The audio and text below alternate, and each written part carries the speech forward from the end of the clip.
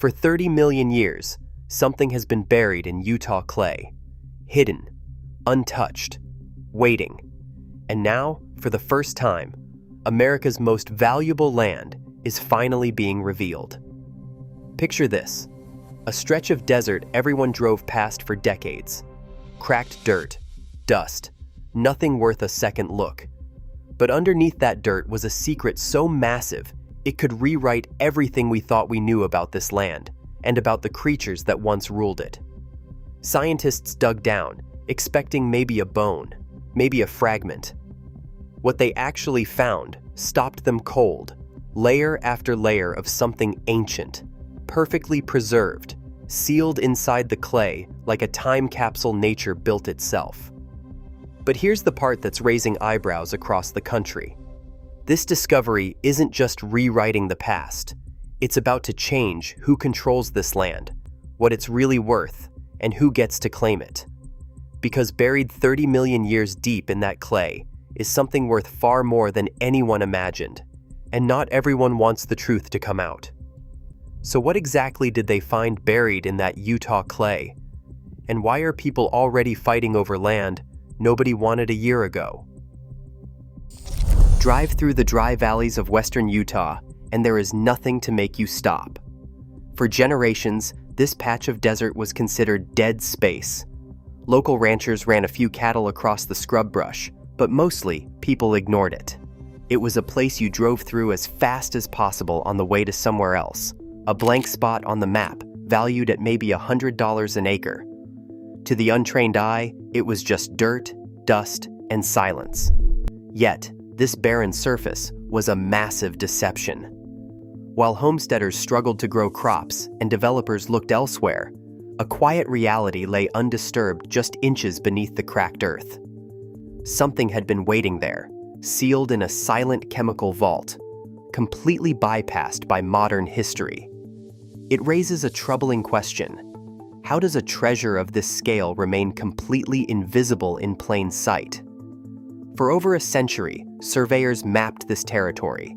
Mining companies scoured the surrounding hills, and state agencies drew up boundary lines. Yet, everyone missed what was right under their feet. The land was dismissed as worthless because it refused to show its value on the surface, leaving an extraordinary secret buried in the dark, waiting for someone to finally look down. In late autumn, the scraping of steel shovels against dry clay changed from a hopeful search to a frantic race. The field crew expected a single, isolated fragment, perhaps a tooth or a shattered limb bone from an Oligocene mammal, typical of Utah's scattered finds. Instead, as the scraping deepened into the dense, gray sediment, the ground began to yield something entirely different. Beneath the parched surface lay a dense sequence of perfectly stacked horizons. With every pass of the nylon brush, another specimen appeared, and then another, locked in a vertical sequence. This was not a random deposit of scattered debris. The crew had uncovered a continuous layered record, an unbroken timeline preserved in the fine-grained earth. Paleontologists observing the excavation noted that the fossils showed virtually no sign of scavenging or weathering before their burial. To sedimentologists, the fine, paper-thin laminations in the clay suggested a highly specific, quiet, underwater environment, an ancient lake basin where volcanic ash fell rapidly, trapping everything beneath it. The sheer volume of material raised an immediate, staggering question. What kind of burial process could protect an entire ecosystem so completely, keeping even the most delicate structures intact for 30 million years? Every brushstroke revealed more of this bizarre vault, but field tools could only go so far. To understand the mineral chemistry that kept this ancient world preserved in such pristine detail, the team had to extract these fragile blocks, wrap them in protective plaster jackets, and hand the mystery over to the laboratory. To understand how these fossils survived in such pristine condition, laboratory researchers had to look closely at the gray clay itself. Taphonomists discovered that this ground behaves less like ordinary dirt and more like an engineered vault. 30 million years ago, a massive volcanic eruption blanketed a quiet lake in ash.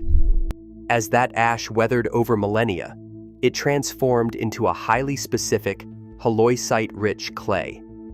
This extremely fine-grained material settled rapidly, tightly packing around carcasses and blocking out the primary agent of destruction, oxygen.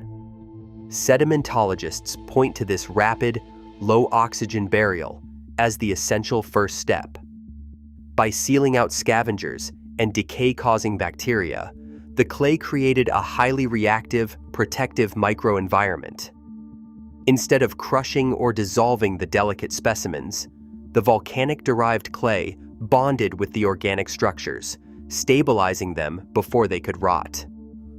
Rather than a standard excavation, scientists realized they were dealing with a natural time capsule, designed by geological chance to freeze an entire ecosystem in a microscopic tomb of protective mud. Inside the laboratory, technicians sliced through the protective plaster jackets. Geochemists immediately began running high-resolution CT scans and examining thin-section slides of the gray matrix under polarized light. The structural scans confirmed the material is a halloysite-hosted ion adsorption clay system. The chemical analysis revealed that the clay's molecular structure acts as a natural sponge. The lab reports documented a full suite of light and heavy, rare earth elements, alongside valuable concentrations of gallium, germanium, lithium, and scandium.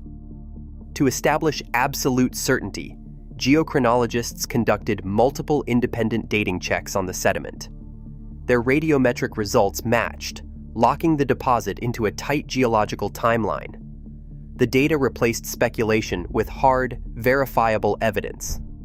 The laboratory had confirmed that a massive critical mineral deposit was sitting in the Utah desert, completely unrecognized until now. Palynologists examining the microscopic layers extracted fossilized pollen grains and delicate plant cuticles that had been sealed within the clay.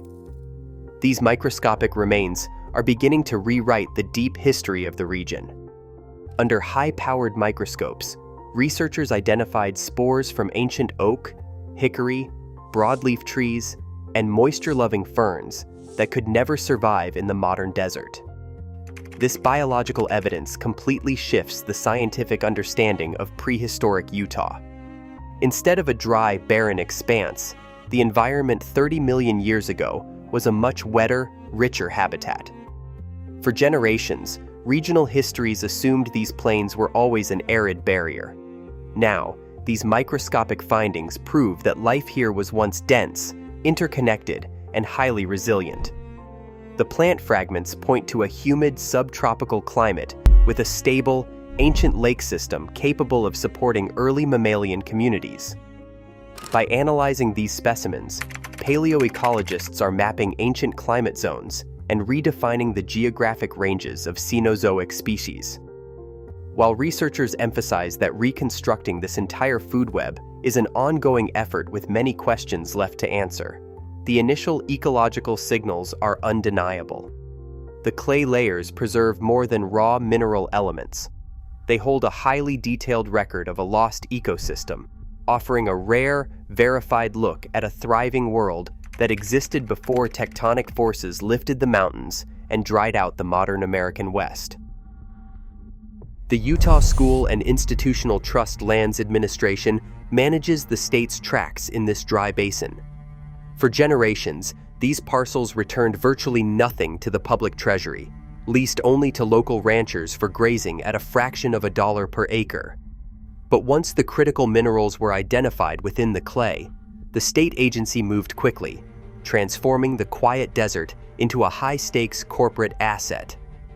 Through a series of state lease agreements, the administration locked up 12,065 acres of the dry plains. This legal framework did something fundamental. It severed the surface rights from the subsurface estate, drawing a sharp line between the dirt on top and the wealth below. Under these terms, the holding costs are deceptively low. The commercial operators pay a baseline rent of just $13 per acre each year. $10 are allocated for the clay itself, and $3 for metalliferous minerals. The real windfall for the state is structured through royalties. The state contract guarantees a 10% gross royalty on all clay removed from the site, and a 4% royalty on any metalliferous minerals recovered alongside it. These baseline lease numbers took on an entirely different scale when an independent preliminary economic assessment of the project was released. The financial modeling projected an after-tax net present value of $12.1 billion. It also calculated an after-tax internal rate of return of 69%. This was an extraordinary projection that put the Utah deposit on par with some of the most profitable mining developments on Earth. The paperwork changed the reality of the desert. A patch of land that could barely support a cattle herd was suddenly revalued as a multi-billion-dollar strategic stronghold, drawing immediate attention from global investors who saw the immense wealth locked in the clay. For the families who have run cattle across this dry basin for generations, the sudden revaluation of the dirt beneath their feet feels like a direct threat, not a windfall. Ranchers in Utah County now watch corporate surveyors park trucks along fence lines they have maintained since their grandfather's time. These local operators rely on steady grazing leases to keep their family businesses alive. Now, they face the immediate prospect of losing access to thousands of acres of rangeland, throwing their retirements and estate planning into chaos. If commercial excavators move in, the surface of the land will change, and with it, the very survival of these multi-generational ranches. The legal fight centers on a harsh reality of Western property law. You can own the dirt, but you do not necessarily own what lies beneath it. Land rights attorneys representing local landowners are preparing for a long, expensive battle over access and control. Under state and federal rules, subsurface mineral rights frequently override the rights of the person living on the top. This means state-backed mining operators can legally cross private fence lines, build access roads, and dig massive pits right next to private homesteads. For landowners, the threat of increased property taxes, coupled with the loss of quiet, usable pastures, turns what should have been a peaceful retirement into a desperate fight for survival. The government has already demonstrated how aggressively it intends to guard Utah's buried wealth. In 2023, a federal grand jury in Salt Lake City indicted 4 individuals, including Vint and Donna Wade, for a 5-year scheme that allegedly looted and exported over 150,000 pounds of paleontological resources to foreign markets.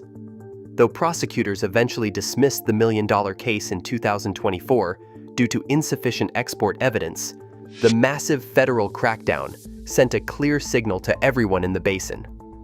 The authorities are watching every acre, and any unauthorized digging, collecting, or crossing of boundary lines will be met with the full force of the law. The boundaries drawn on state lease maps run directly across ancestral geography. While developers and state administrators debate extraction, indigenous perspectives frame this desert as a sacred repository of heritage. For the Goshute, Ute, and Paiute nations, this ground holds an elder history that cannot be quantified on a corporate balance sheet.